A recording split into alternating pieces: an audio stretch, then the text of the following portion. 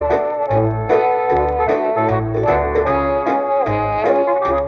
concept for this beer was to go back in time. What would have been drunk in the 1940s? For me, it's been a wonderful moment where you can go back to the heritage of British brewing and go through the old books of what would have been drunk at the time and why. This is a wonderful style for us. This is 1940 style. It's only 3.9%, and it's what would have been drunken or close to that style at the time. So it's all about the nuances of the brewing process, the mash tun, and balance, super sessionability, really easy drinking, and a lovely gentle character. An amazing opportunity to work with Ron Pattinson, a fantastic beer historian, and Charles Faram with a great British hop breeding program. Here's a video of me discussing the project with Ron Pattinson and Charles Faram. Hope you enjoy. Cheers. Hi Ron, thank you so much for joining us. How are you? Oh, not bad. Not bad. Good. Firstly, thank you so much for joining us on this project all together. Just to tell people a little bit about what we've done here. My heritage in brewing, I started off brewing very traditional English cask, and my mentor was a head brewer at Green King.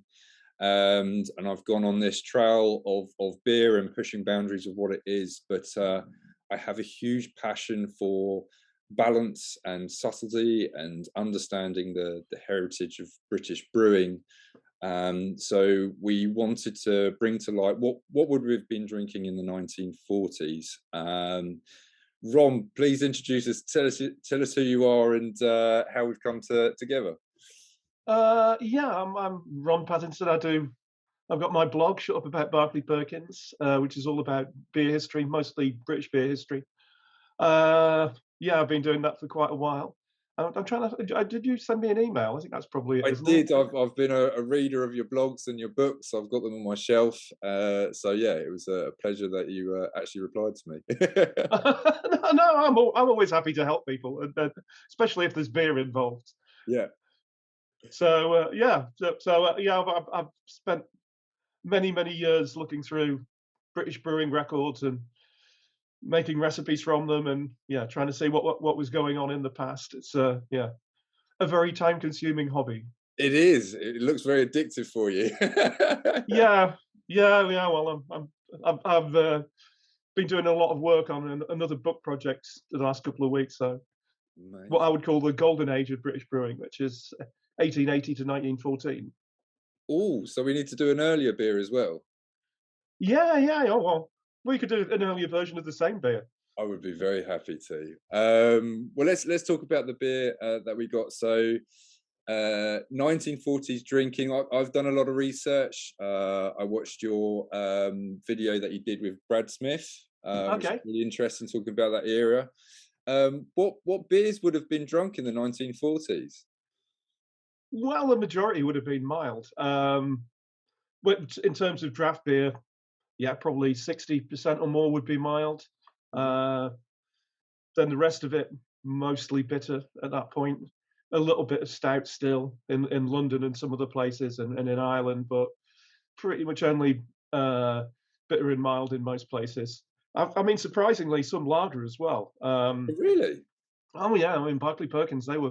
I've seen their price lists from during the war, and they got I think 2 or 3 different draft lagers that they were selling, and obviously in keg form, because it's interesting the package sizes that they come in. So they're in 5.5 gallon and 11 gallon, which are metric sizes. So and served on top pressure as well, because they've also got CO2 cylinders. What? No. So yeah, that's quite interesting. A lot of bottled beer, but that was restricted in the war due to shortages of glass.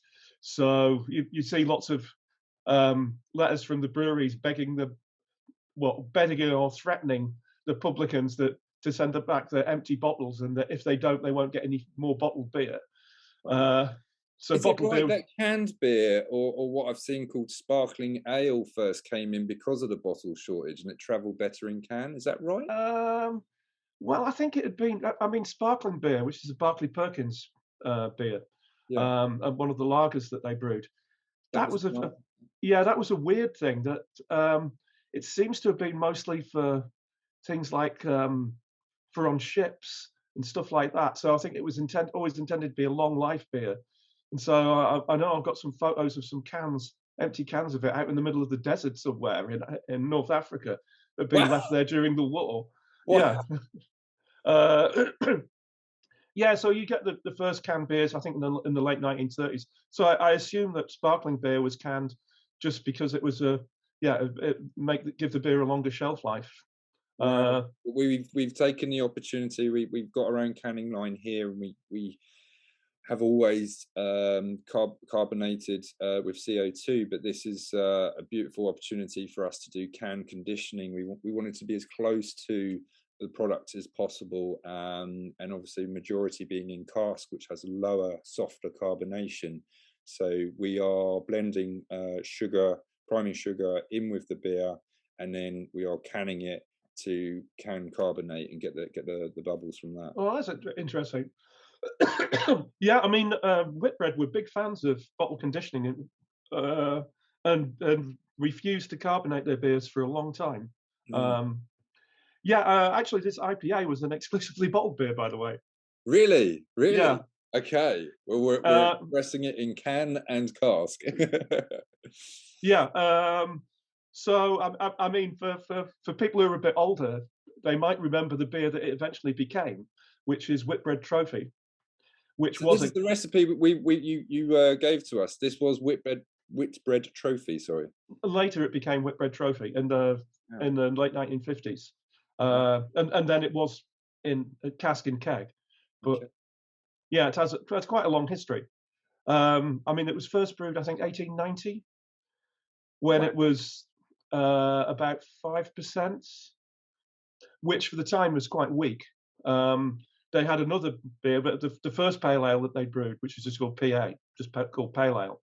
Yeah. That was, I think, 1060 something, and then they started brewing that in the 1860s, and then in the 1890s they introduced this weaker one.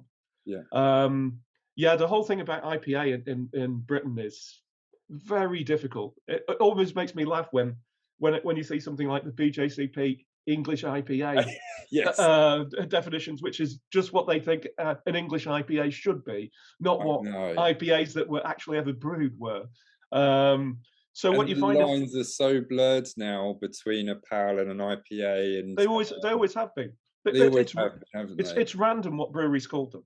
Yeah. I mean, Bass, for example, which is one of the classic IPAs, one of the ones that actually went to India, they never called their beer IPA. It was always only ever called pale ale. Oh, that's blown a big story for a lot of us about the IPA started, but yeah, it was actually but it wasn't IPA, but they didn't call it that. It wasn't called that at the time. No, it was just called pale ale. You look at any old labels, it just says Bass Pale Ale on them. Doesn't say IPA anywhere on it. Oh.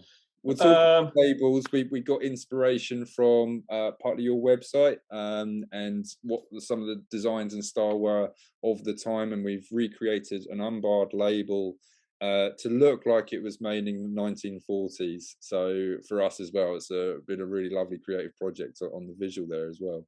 Oh, that's pretty cool. Yeah. You sent that. I was sent the image. It looked pretty good. Brilliant. But so I mean, Whitbread IPA. So it was weaker than their pale ale, but it was more heavily hopped. Brilliant. So yeah, but I've seen other beers where that isn't the case, where they just use the name IPA. But you seem to have this dichotomy in the south and around London. Beers that were brewed there that were called IPA were normally relatively low gravity, and then you have the Burton type of IPA, which is more what people think of as IPA. Yes. So quite strong beers. I mean, you can get one of these old-fashioned IPAs close to you, because Harvey still make an IPA that's, I think, just 3% and a bit ABV. And it's a very similar recipe, you believe? Probably, because I mean, I've been around the brewery and I've seen well, it's probably got flake maize in it, which the Whitbread one doesn't. I mean, Whitbread didn't use adjuncts. They always brewed from just malt and sugar. Yeah. Unlike most other breweries use flake maize.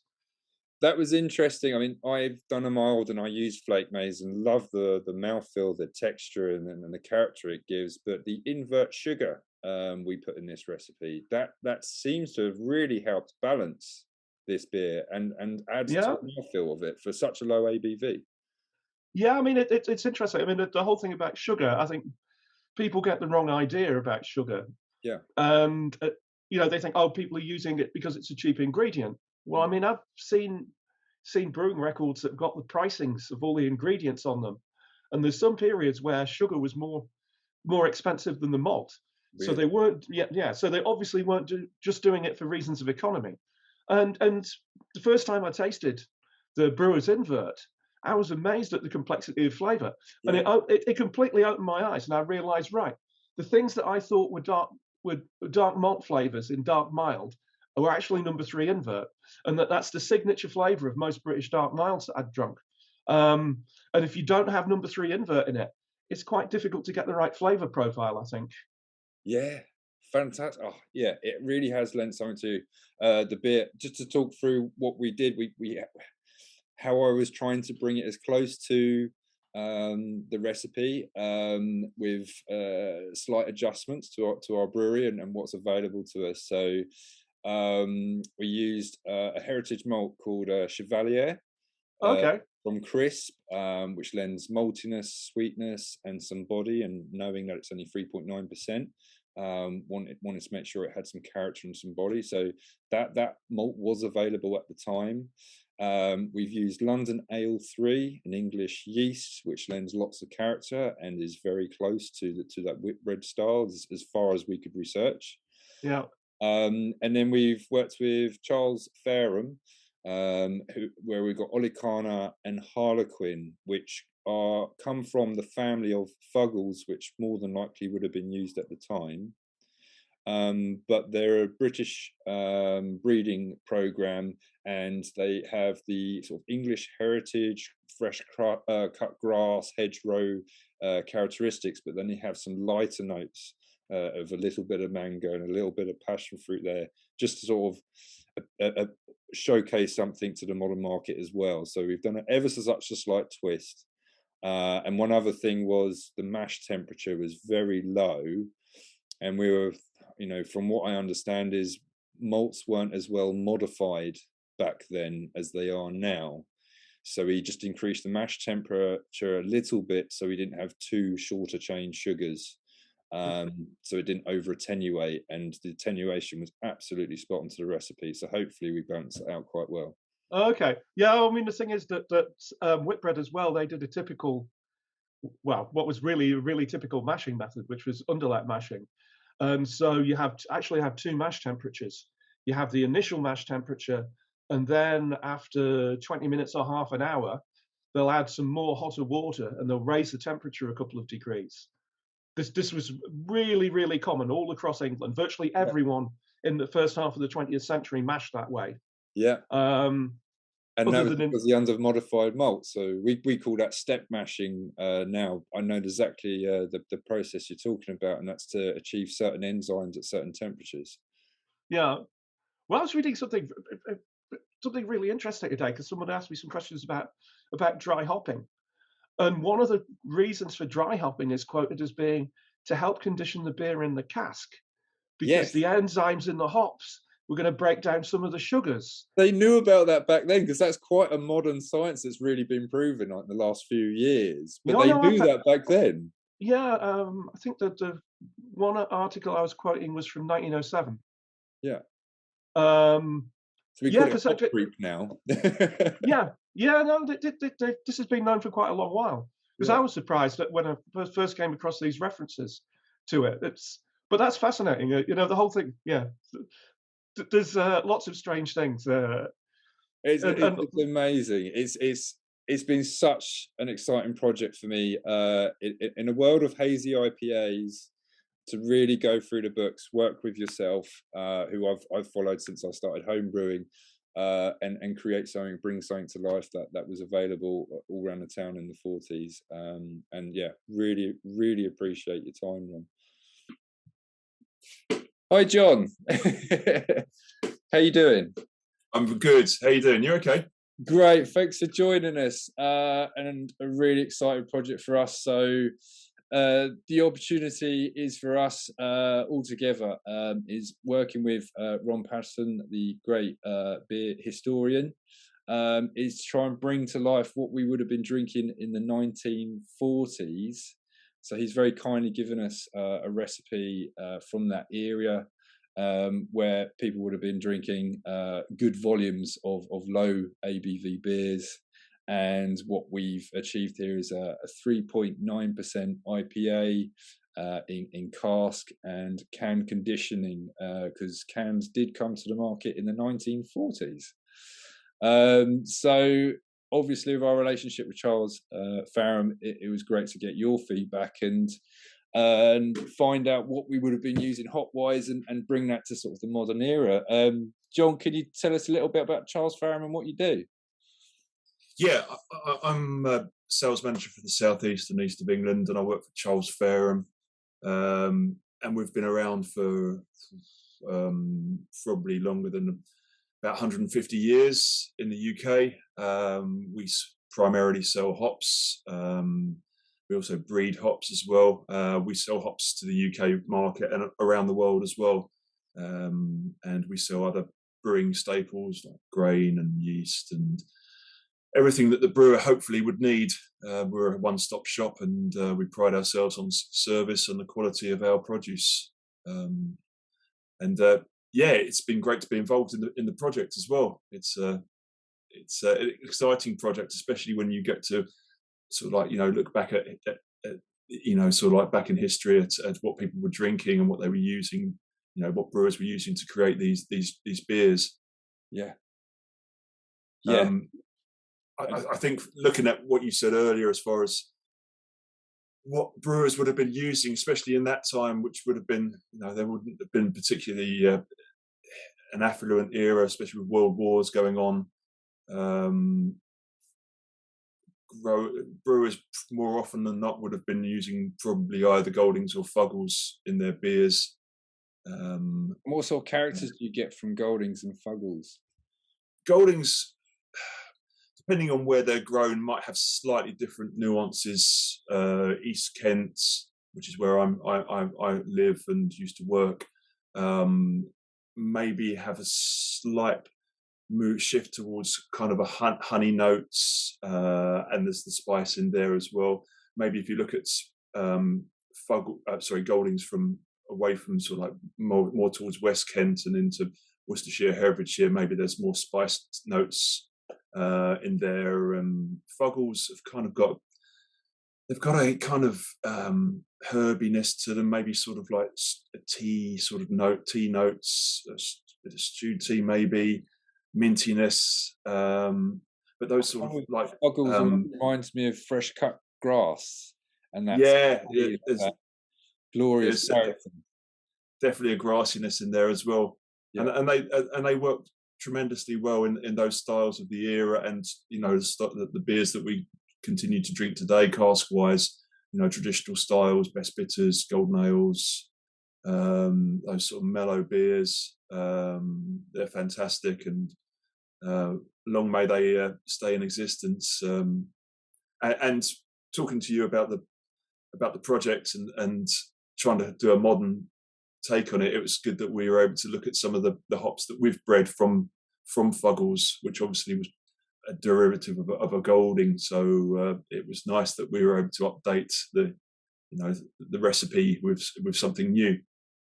Absolutely, and the flavour profile on the hops that we've chosen is beautiful. For me, I'm still getting a lot of that English character, but now with some mango and papaya coming through. Do you want to tell us a bit more about those hops? Obviously, we've got a bit of the heritage there, but from the breeding program, we chose Olicana and Harlequin. Yeah, so Olicana came along. It was planted as a seedling, sort of 2009-ish. So it's been in existence for quite a while, and it was of the same cross that produced Jester, and it produced Most as well. And they're all daughters of Cascade, so granddaughters of Fuggle. And Olicana has stayed around. Agronomically, it's great. It's kind of got some drought resistance going on there, but from the brewer's point of view, it gives you sort of that sort of mango notes, sort of a bit of stone fruit, a bit of floral, and very quickly from when it was planted as a seedling, it was very clear very soon that it had a lot to offer the brewers, certainly. And brewers that I've spoken to who use Olicana regularly get great results of it at sort of late in the whirlpool and on the cold side as well. I think you used it late as well, didn't you? As far as on the hot side. Yeah, so we used a very small amount as what would have been traditionally a bittering charge to follow the recipe to closer to tea, and it had an hour and a half boil time, which we rarely do an hour and a half boil time now, but we found with the we did a little bittering charge, and just to get ever so gentle long bittering note in there, which gives so much depth of flavour. But we found we achieved quite a lot of character from the dry hops, actually, even on the cold side as well, getting even more depth of flavour and a lovely aroma coming through. It's really enticing. It makes you want to drink more and more. Brilliant. Yeah, there's, like I was saying, that you get a bit of that sort of fresh cut grass English hedgerow character, which really ties in with the heritage malts we've chosen and the English yeast as well. From the dry hop, we achieved a lot of flavour and aroma as well. And interesting, we've gone a really low gram per litre of dry hops to try and work with what would have been used in terms of volumes in hops at that era, and really keeping that focus on this is about drinking volumes and enjoying beer. 3.9%, you can have a few pints, you're not going to be falling off your chair. Some of our NEPAs now are very much designed for that 1/2 glass of huge hit in the face with hop oils, and scratching your tongue with hop oils. This is about balance and sessionability.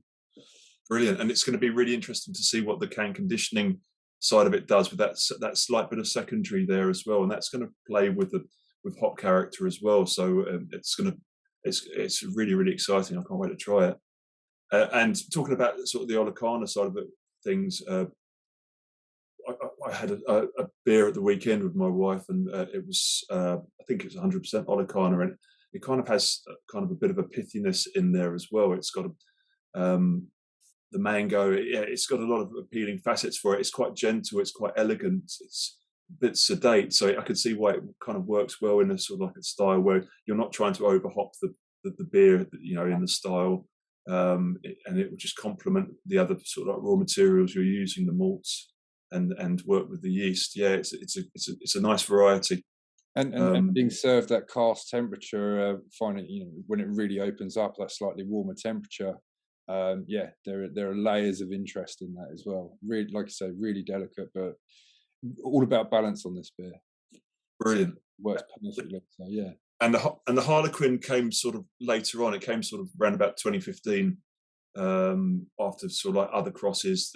It's a daughter of Godiva, which is a daughter of Jester. Yeah. So and that's kind of a different beast, really. It's far more intense. Higher oil contents, higher resins. It's got the pineapple, pomegranate. It's quite imposing aroma-wise, whereas the intensity is a lot more sedate on Olicana.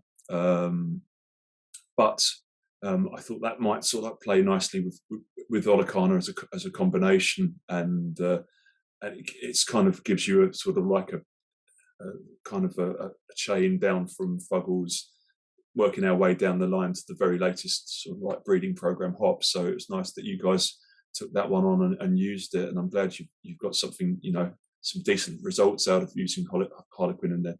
Yeah, oh, absolutely. No, I can't wait to send some over to you guys, and we get to drink some together, hopefully. Yeah, brilliant. Look John, forward to that. thank you so much for your time. Really appreciate working on this project with us, and again going into the heritage and respecting a style that needs to be brought to the forefront again, and really embrace British heritage and British brewing. Absolutely, been a pleasure working with you, and I look forward to trying the beer. Cheers.